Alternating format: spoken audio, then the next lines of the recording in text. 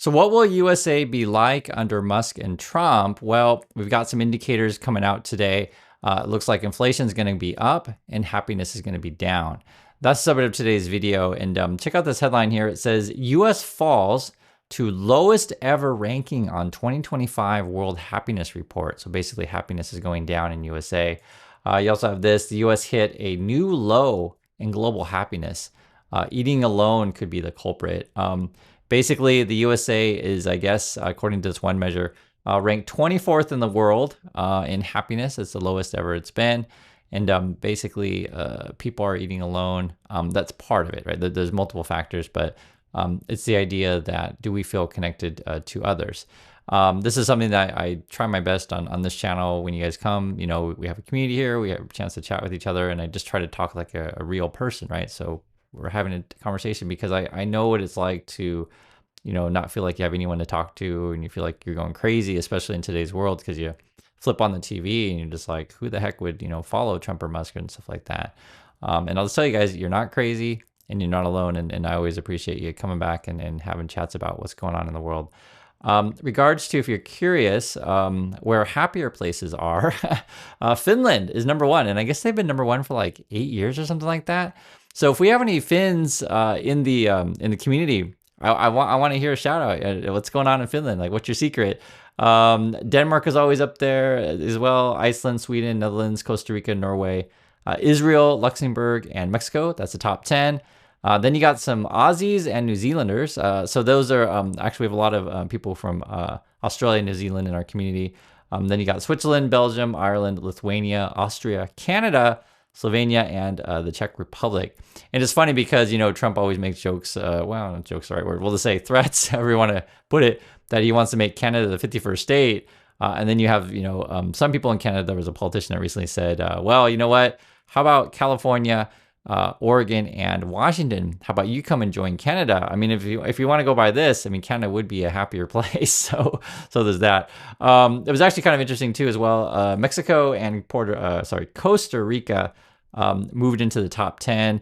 Now this is where it gets interesting, just understanding, you know, people dynamics. They're just saying family sizes are larger, and that could be again more connection.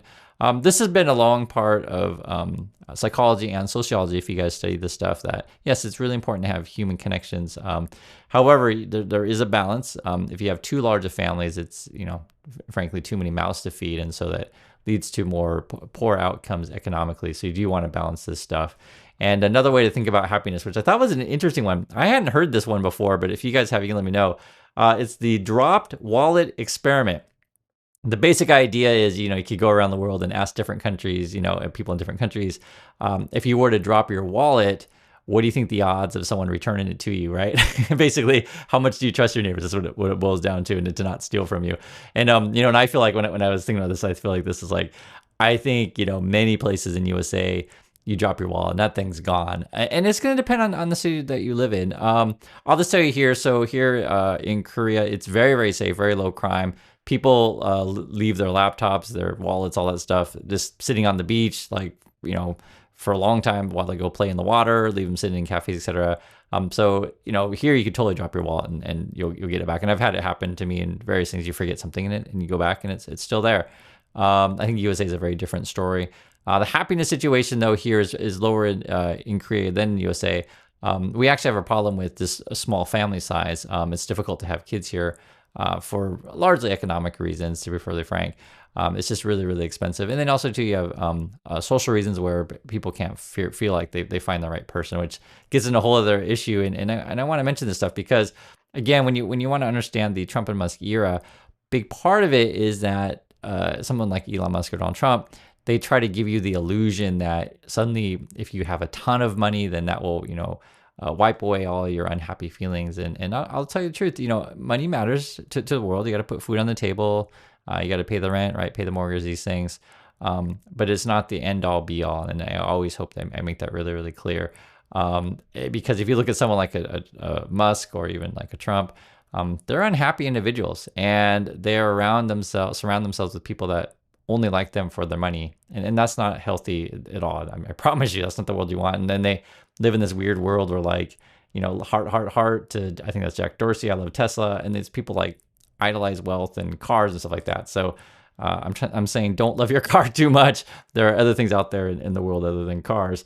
Also, you get these reports that Musk is building he has a video game set up in his office at Doge. So he claims that he doesn't sleep and he works all the time, but like literally we know that he plays video games, like, and he even pays people to play video games for him. Also, he's really into that stuff, but this is part of like the culture that gets them in office is like an unhappy people, largely dudes.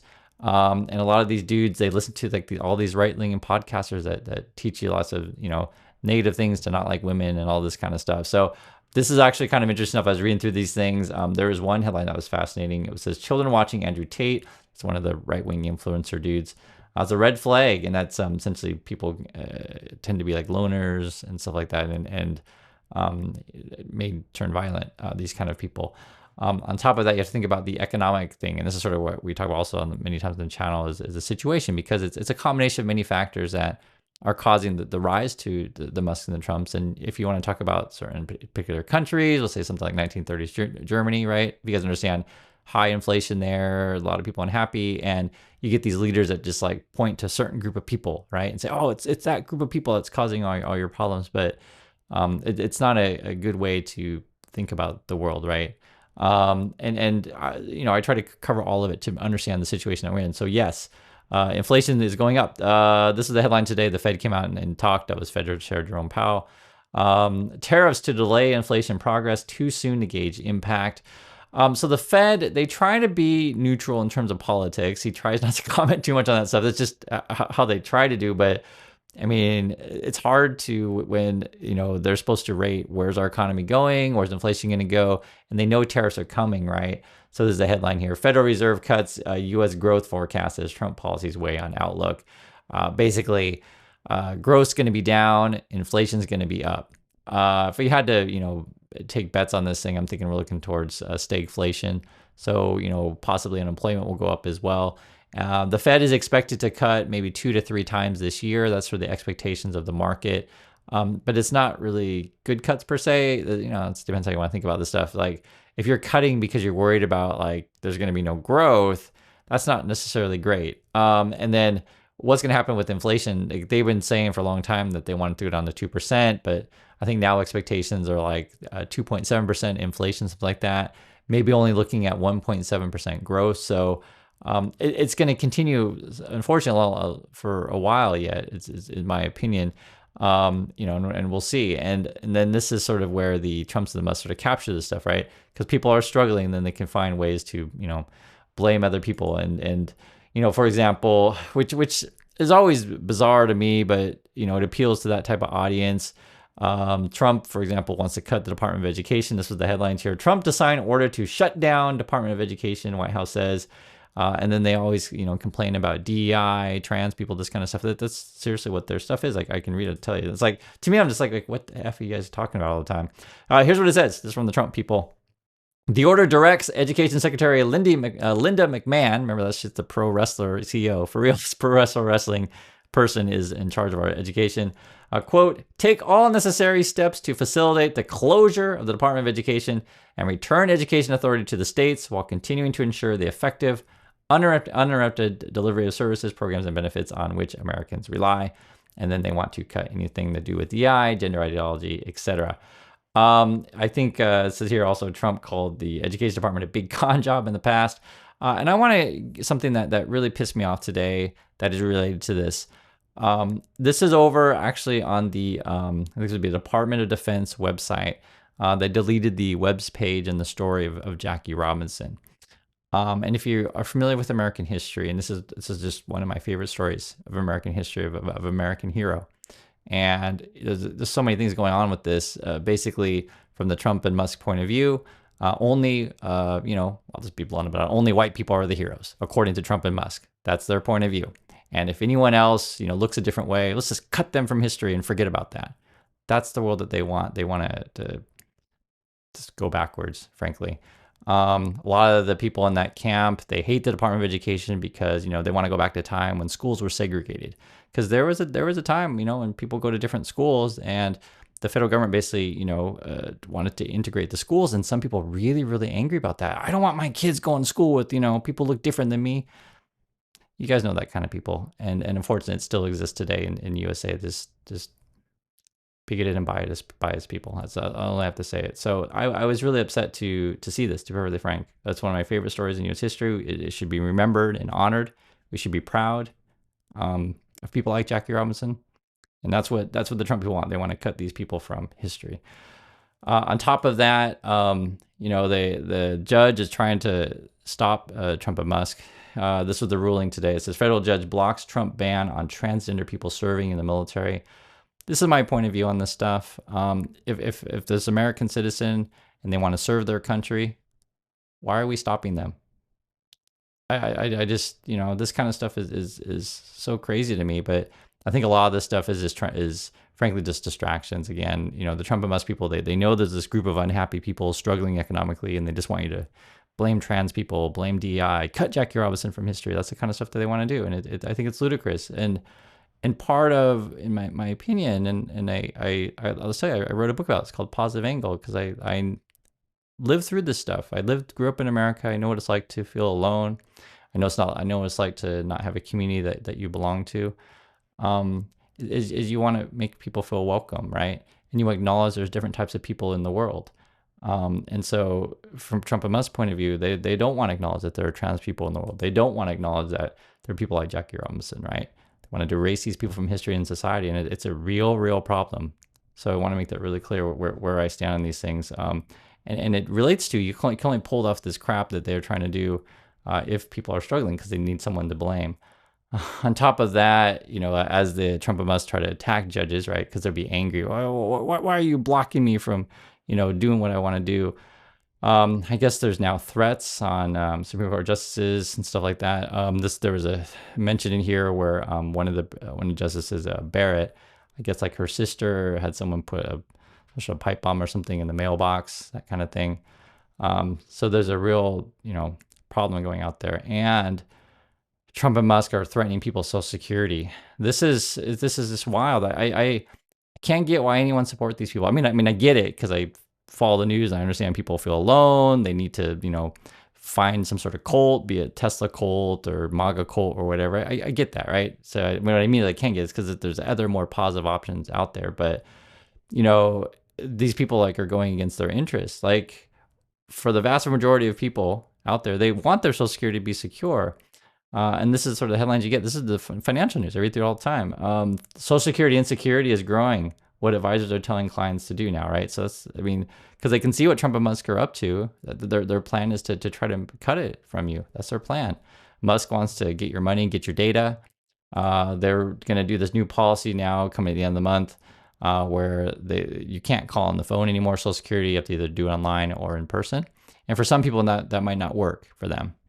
And on top of that, they're going to be cutting field offices, cutting employees, making it more difficult for you to access Social Security services that you need.